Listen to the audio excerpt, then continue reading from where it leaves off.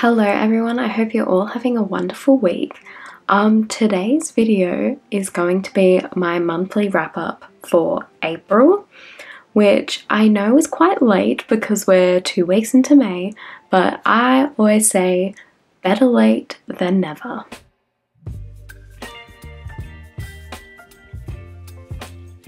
So I had a relatively good reading month in April. I've read a total of 6 books, 3 of those being fantasy, 2 romance, and then 1 non-fiction, which I think is pretty good. I'm pretty proud of myself considering, I feel like the past few months I've just been only able to read 1 to 2 books a month, so I'm really happy I'm getting back into my reading groove, if that makes sense. So the first book I read was actually an ebook I got on my Kindle, which I got for my birthday in March. I've named my little Kindle, it's a Paperwhite, Azrael, after my favourite Sarah J Maas character, and I really love him. If that makes sense, I always say him. My technologies are him, you know?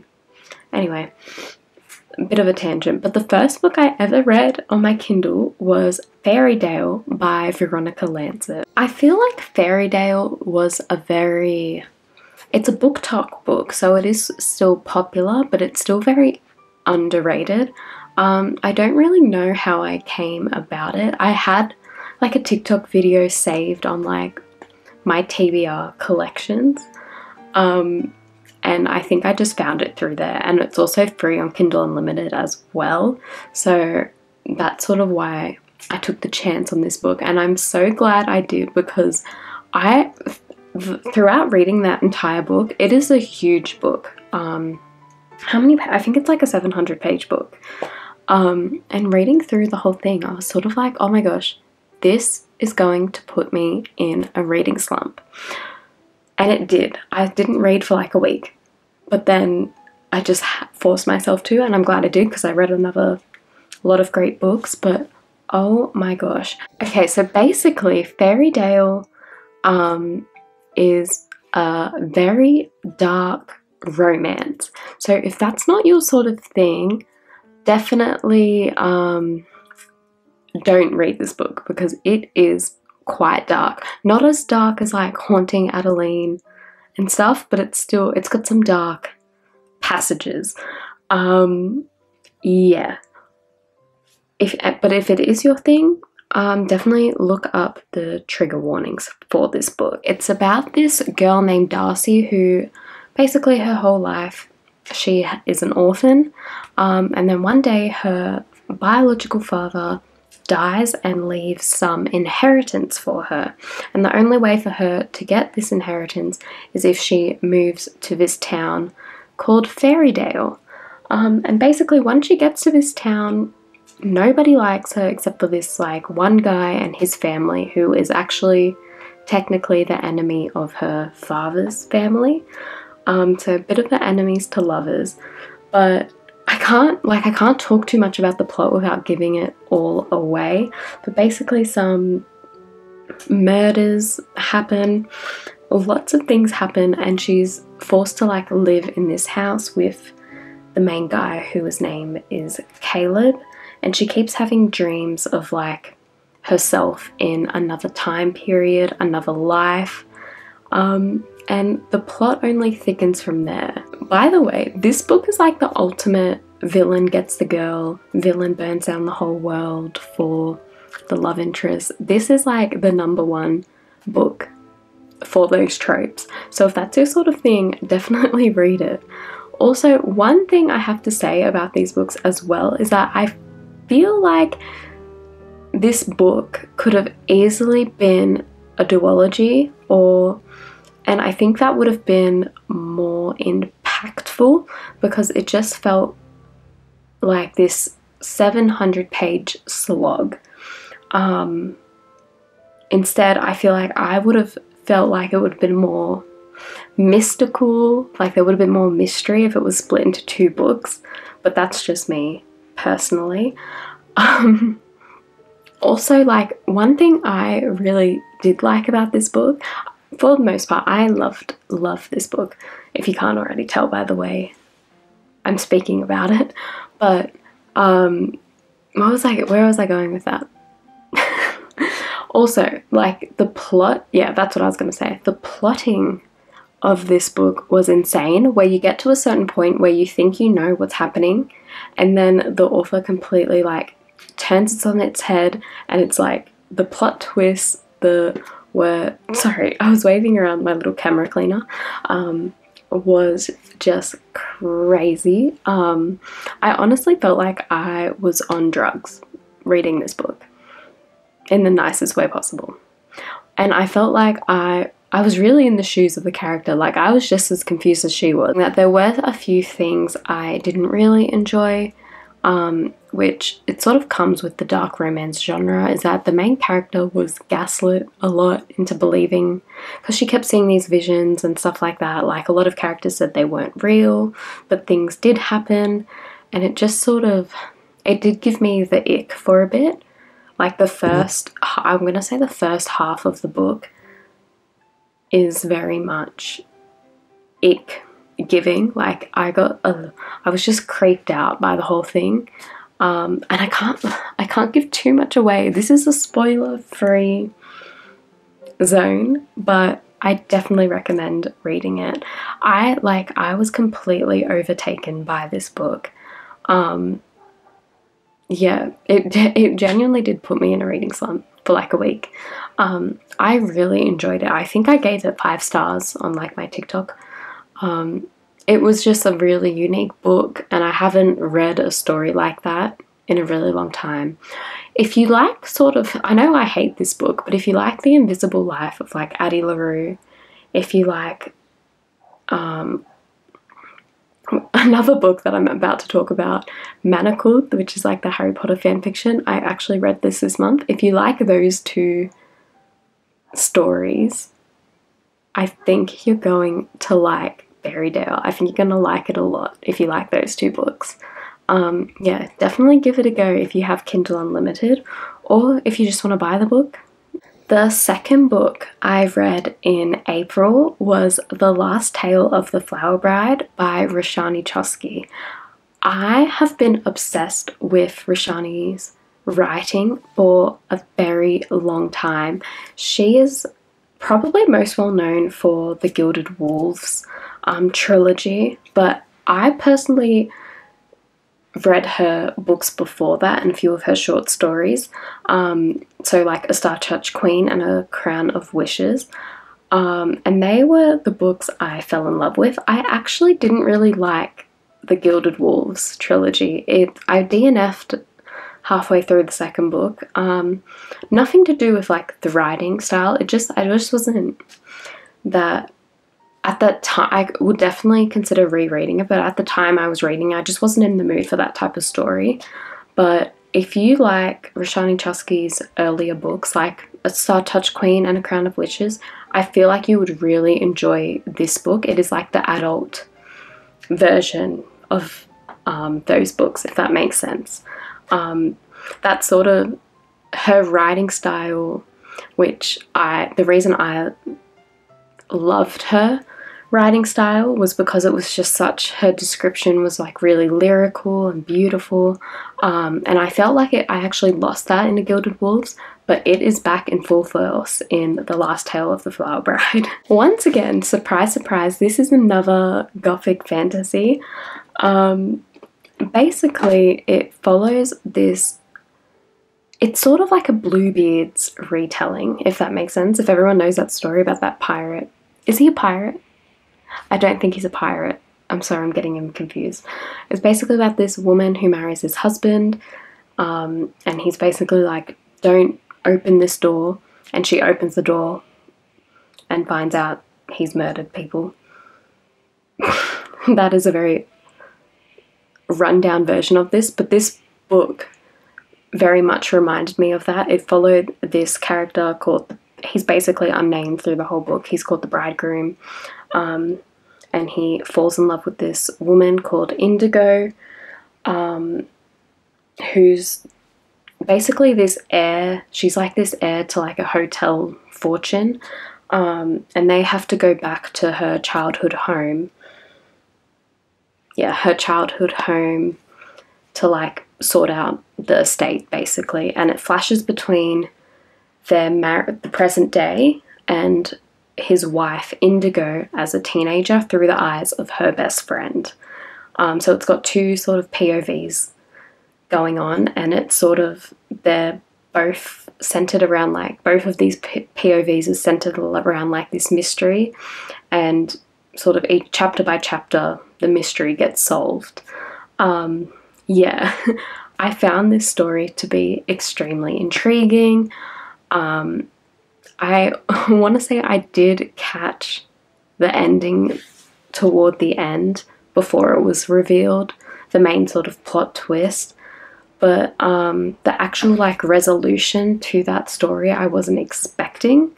If you want to get into more details about, because I know it's a relatively new book, so I'm hoping a few people have read it. If anyone wants to talk about those, that ending in the comments, please let me know. I am very much willing to discuss. One thing I did feel like is that I felt like I really wanted to know more about the best friend's life after the POVs, after her sort of story ends.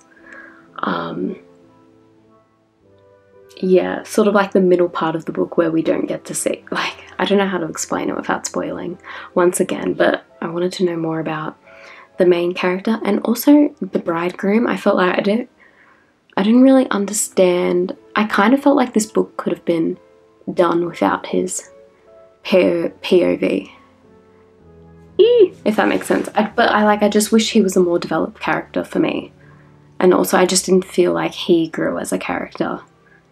Like, he was just sort of like an observer the entire time. But that's okay. I still, like, this book was just pure vibes. Pure vibes. So I was fine either way. But that was just one thing I wanted. But yeah, I just love the way she describes things. And if I could, I would love to, like, I just want to have her writing skills. Like the author I'm talking about, I just want to be able to write like her. It's just such she just creates such magical worlds, and I just want to like sink my teeth into them. The third book I read in April was The Fine Print by Lauren Asher. For those who don't know, it is a romance book, a sort of a workplace romance, grumpy ex-sunshine. It's actually one book in a trilogy that centers, and this trilogy centers around three brothers who has to fulfill like their grandfather's dying wishes in order to get their inheritance. And the first book follows Rowan, who has to create like a special project for by the way, the grandfather owns a theme park. He has to make like a special project for the theme park in order to get his inheritance. And the main character, Zara, I think it's Zara. It's spelled weirdly. Oh, I hate getting names wrong, but I just can't be bothered. Just can't be bothered. I'm pretty sure it's Zara. She's our heroine. She basically has to help him. And it is the ultimate grumpy and sunshine, and I just love this. It was such like because I read Fairydale and The Last of the Flowerbride, this was such a good palette cleanser. Yeah, it was just a really sweet romance. I read it pretty quickly. I think I read it in like 2 days. Yeah, really just light-hearted book. I also really liked how the main guy, Rowan, actually developed. A lot of times when I read romances, I just felt like there's always like a lack of like character development with the male characters. But the main girl Zara really opened his eyes, which I thought it was like quite a refreshing theme for a romance book. Also, like, they developed in what I felt was like a very natural way, like it was very realistic, because sometimes romance books are always a bit like, which is why I reread them, but sometimes they're a bit unrealistic. But yeah, I did really enjoy the fine print. I really liked the ending, and I really do recommend it. I don't really have that much to say for it. Sorry if you hear my dog barking. But yeah, it was a good book. So the fourth book I read was Terms and Conditions, which was actually the second book in the fine print. And it follows the oldest brother, who I actually forgot his name. What's his name? Declan. Yeah, it follows Declan and Iris. Declan is the oldest brother, and basically in order to inherit the entire company, his grandfather asked him to marry someone and to have a baby with them. Oh my god. Crazy, right?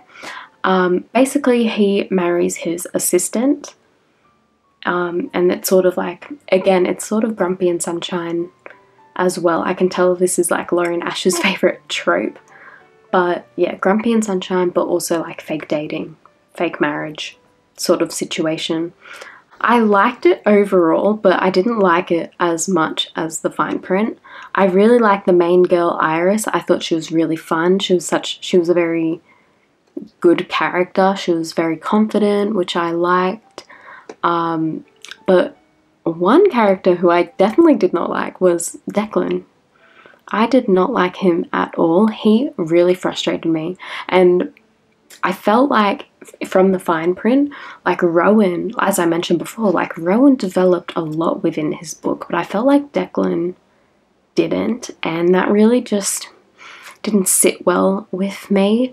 Yeah, I don't really can't just, because I know a lot of like Declan is a fan favorite, but personally not for me.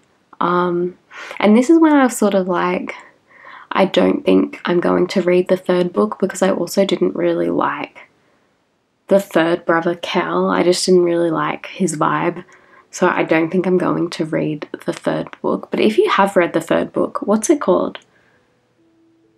Not Terms and Condition. What's the third book called?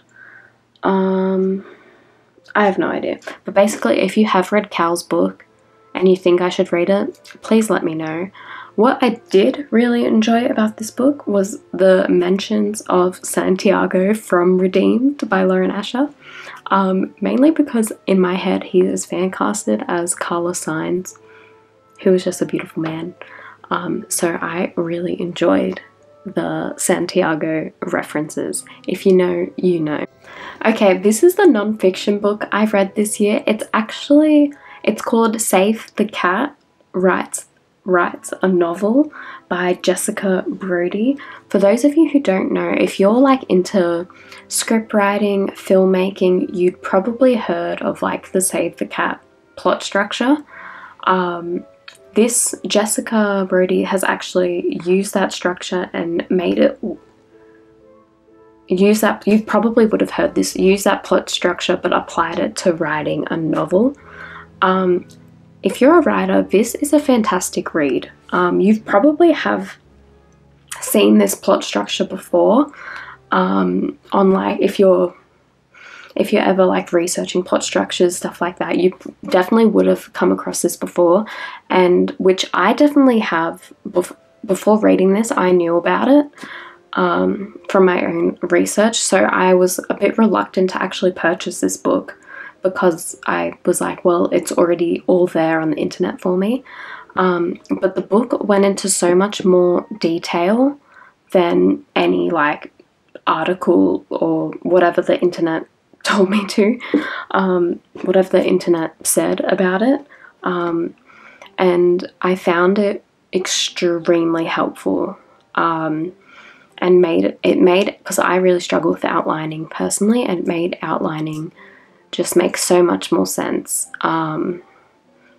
Yeah, I really enjoyed this book. It also, like, what I liked most about it, it went into detail about how to actually apply the plot structure to a story in like specific genres, which I found really helpful, really insightful, because it only really, like, from all of the stuff I read on the internet, it doesn't really go into, like, the plot structures can't really apply to, like, a romance or maybe like a horror or a fantasy, but the way and it's really easy to read. It's not like, and really, it's still really interesting and engaging to read. It's not like a boring, which I know some non-fiction books can be like. It's very easy. It's a very easy read. Like, I think I read it like within a day. Yeah, it's an extremely important resource for writers. So if you are trying to get into writing, I definitely recommend it, especially before you start a project. I kind of wish I've read this book before I started writing my first book, the First Grimoire. But that's alright, I can use it in the second book. Definitely recommend. I gave it 5 stars. Amazing resource. Okay, so the very last book I read, which I actually mentioned earlier, was Manacled by C Lynn. For those who don't know, for those who are innocent and are unaware of this side of the Harry Potter fandom, Manacled is a fan fiction, specifically a Hermione fan fiction, about Draco and Hermione, for those who aren't up to date on all the ship names. I have no idea what possessed me to read this. But I'm glad I did, nonetheless. I'm very glad I did. This is probably the first, like, fan fiction I've read that almost reads like an actual book. For those who don't know, as I mentioned before, it's a Harry Potter fan fiction. Basically, it's set in the aftermath of, like, the war. And it's like, what if Voldemort? It's like if Voldemort had won sort of scenario.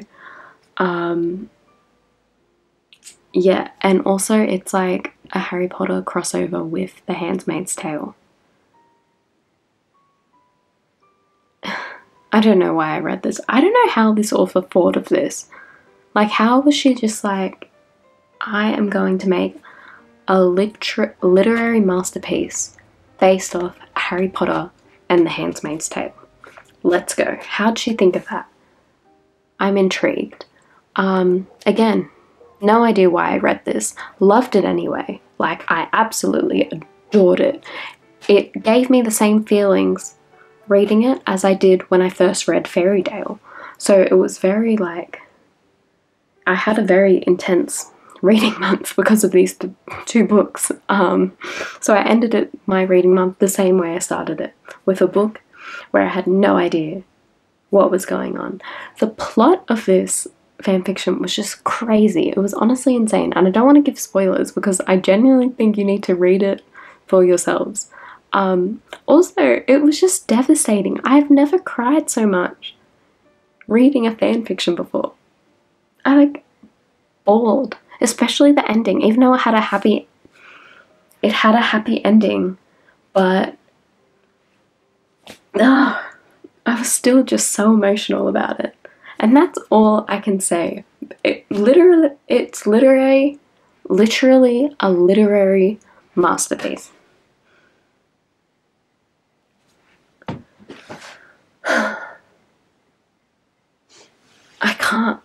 I can't describe it. I'm so sorry for that. That wasn't crazy what I just did.